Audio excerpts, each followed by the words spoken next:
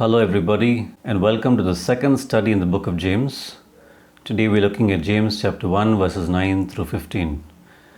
Let me begin by reading James 1 9 to 11. Let the lowly brother glory in his exaltation, but the rich in his humiliation, because as a flower of the field he will pass away. For no sooner has the sun risen with a burning heat than it withers the grass. Its flower falls, and its beautiful appearance perishes. So the rich man also will fade away in his pursuits. After writing about wisdom, James then addresses another important aspect that the new believers need to get a new perspective on. It's the perspective of riches. As is the case today, so it must have been back then, where riches were seen as a status symbol and one's identity stood or fell on it. The more you had, the more you were, and the less you had, the less you were. James gives a different perspective here and later on in his letter as well.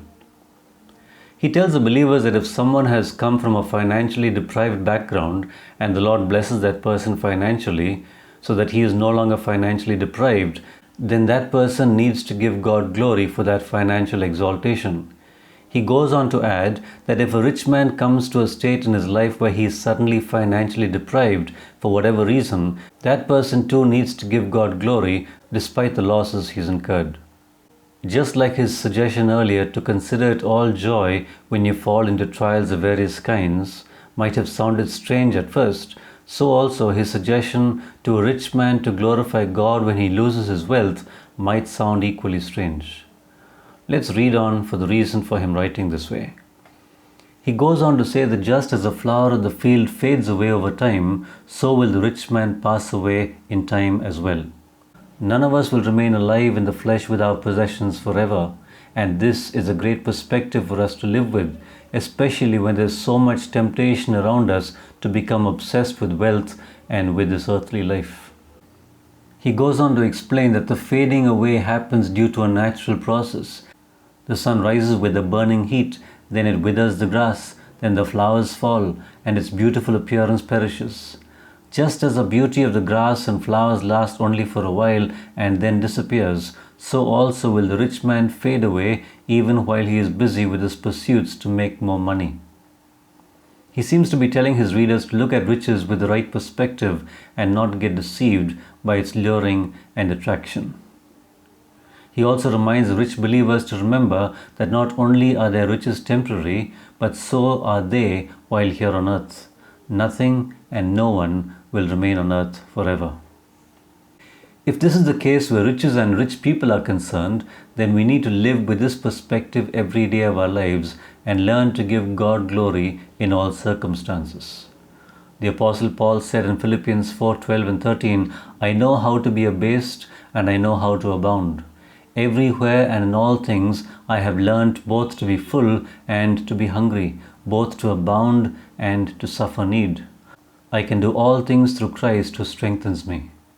What Paul was saying is that he had learned to be content in all circumstances, whether he was rich or poor, whether he possessed much or not. Just as Paul and James did not get their identity from wealth, but rather from God, so also we need to remember that our true identity comes from God and not from anything else, leastways from money, which is here today and gone tomorrow. James 1:12. Blessed is the man who endures temptation, for when he has been approved, he will receive the crown of life which the Lord has promised to those who love him. He then turns his attention to another issue that still needs addressing even today: temptation. He says that the person who endures or overcomes temptation is blessed.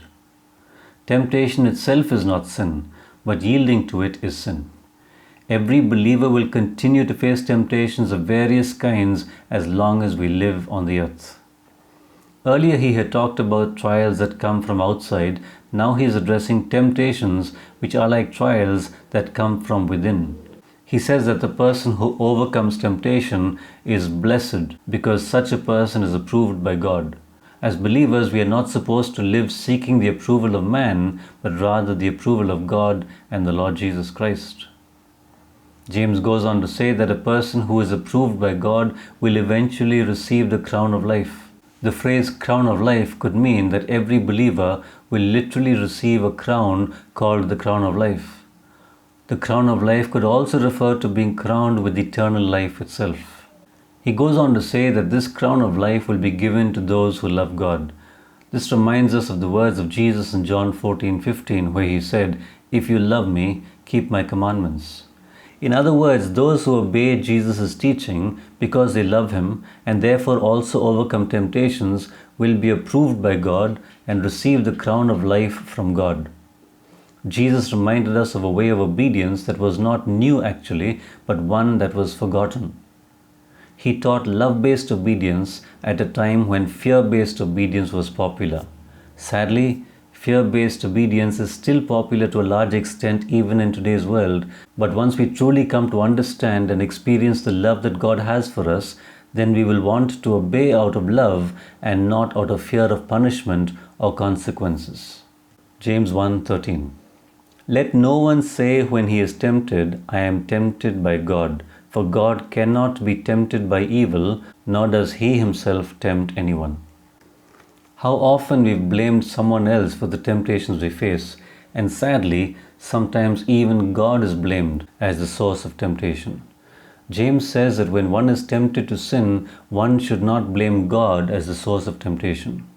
As long as we live on the earth, we will all face various kinds of temptations at different times, and James says in no uncertain terms that God is never the source of temptation, and he goes on to give a reason why.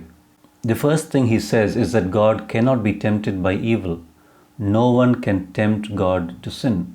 It's an impossibility. God cannot be tempted to sin. The second thing he says is that God does not tempt anyone to sin. Why would a good God tempt someone whom he sent his Son into the world to save from sin to commit sin all over again? It's illogical a thought to hold that God would tempt anyone to sin. James 1:14 and 15. But each one is tempted when he is drawn away by his own desires and enticed. Then when desire has conceived, it gives birth to sin, and sin, when it is full grown, brings forth death. He then goes on to explain the source of temptation and the process it takes to lead from temptation to sin and eventually to death. He says that the process of temptation involves a coming together of desire and enticing, resulting in sin. Every one of us have sinful desires lurking inside of us. The desires we have vary from person to person and with varying intensity and vary over time as well. I believe that these desires were nurtured by the environment in which we were brought up in and presently live in as well. It's when these desires draw us into the direction of fulfilling them, and when they then encounter enticement from another source, when it yields to the enticing, then sin takes place. If the desire did not encounter the enticing, perhaps the sinning would not have taken place. If one continues on in this lifestyle of sinning, then one is choosing the thing that they were saved from when they came to know Christ: death. By the word death, he is not referring to physical death, because all of us will die physically one day, unless the Lord returns before we die. But he is referring to eternal death, where one will be eternally separated from God in a place which was prepared only for the devil and his angels. But this choice would be that of the person who chooses a life of sin and rebellion against God and rejects his offer of eternal life. If you were blessed by this devotion, please share it with somebody else. God bless you and have a great day or night.